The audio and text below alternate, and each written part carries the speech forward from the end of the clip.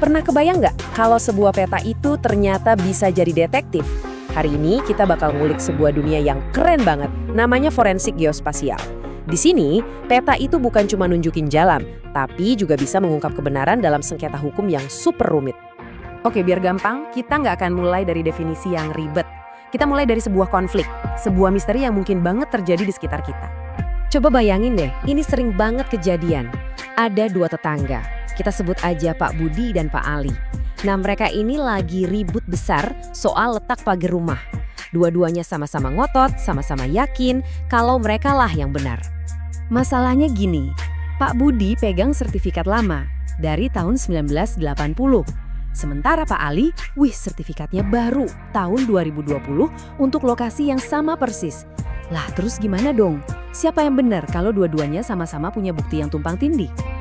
Nah, disinilah pahlawan kita muncul. Tapi bukan detektif biasa ya. Ini adalah detektif peta. Seorang ahli dengan seperangkat alat yang sangat-sangat khusus. Bidang ini namanya keren, forensik geospasial. Gampangnya gini, ini tuh ilmu yang pakai teknologi pemataan super canggih buat ngungkap kebenaran di pengadilan. Ibaratnya, kita lagi ngotopsi sebuah lokasi untuk menemukan fakta. Analogi ini keren banget sih.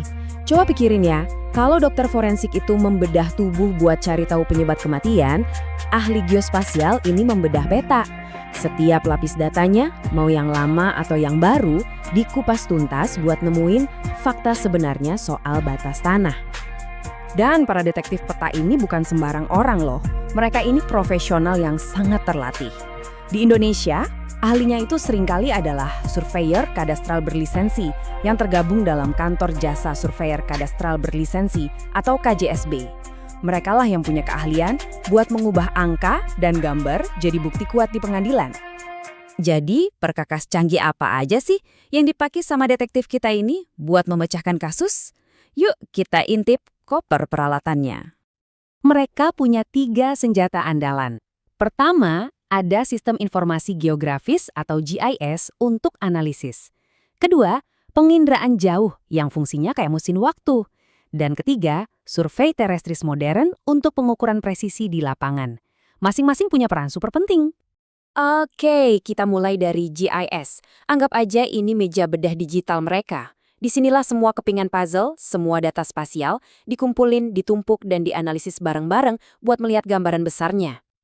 Gini deh bayanginnya, kita numpuk beberapa plastik transparan. Satu plastik isinya peta dasar, plastik di atasnya ada foto udara zaman dulu, terus tumpuk lagi sama data batas tanah dari BPN. Nah, GIS melakukan ini secara digital. Kerennya, pola-pola aneh yang tadinya nggak kelihatan jadi bisa ketahuan. Senjata berikutnya, penginderaan jauh. Ini nih, yang beneran kayak mesin waktu. Dengan akses ke arsip citra satelit dan foto udara, para ahli ini bisa terbang ke masa lalu dan lihat kondisi tanah puluhan tahun silam. Apa yang sebenarnya ada di sana dulu?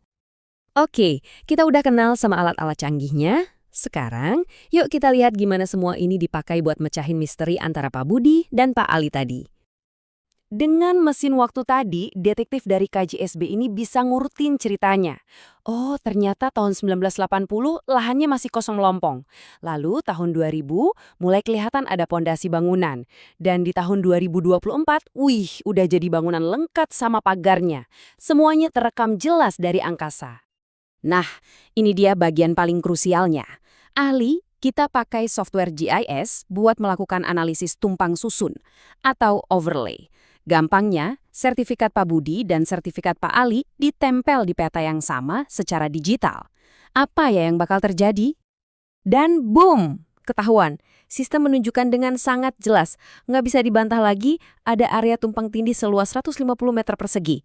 Sekarang, perdebatan sengit antara Pak Budi dan Pak Ali ini bukan lagi soal adu mulut, tapi adu data. Dan datanya sangat visual. Oke, datanya udah ada. Tapi pertanyaan terbesarnya, gimana caranya data teknis ini bisa berubah jadi bukti yang sah dan kuat di mata hukum? Disinilah peran surveyor CJSB jadi sangat-sangat penting. Mereka nggak cuma datang bawa peta, tapi mereka maju ke depan sebagai saksi ahli di pengadilan.